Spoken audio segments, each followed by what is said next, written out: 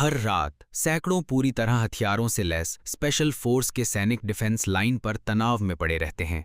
वे सभी अपनी राइफलों की इंफ्रारेड किरणें जंगल के एक ही स्थान पर टिकाए रखते हैं और एक सेकंड के लिए भी सतर्कता कम करने की हिम्मत नहीं करते।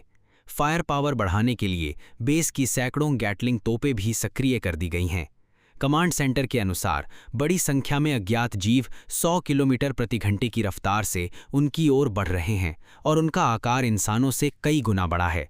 जब वे राक्षस बेस से केवल 500 मीटर दूर रह जाते हैं तब कप्तान एक इल्यूमिनेशन फ्लेयर दागता है।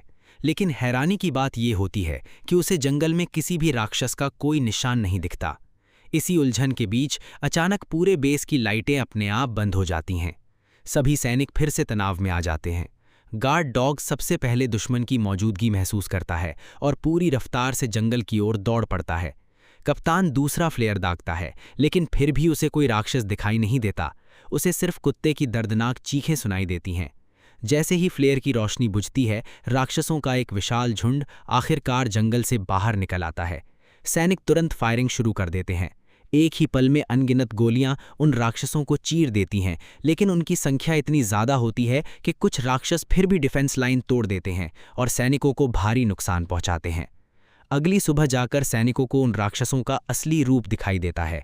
वे दरअसल बेहद खूंखार काले भालू होते हैं।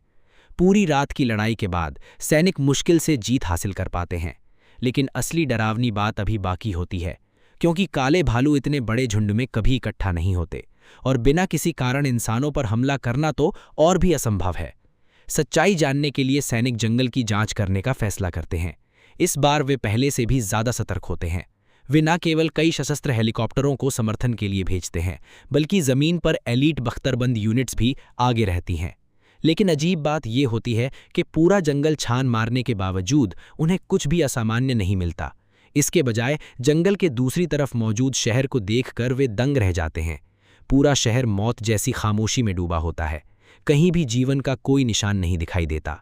और उससे भी ज़्यादा भयावह बात यह होती है कि शहर की सभी इमारतें किसी रहस्यमयी ताकत से बीच से दो हिस्सों में बटी हुई होती हैं।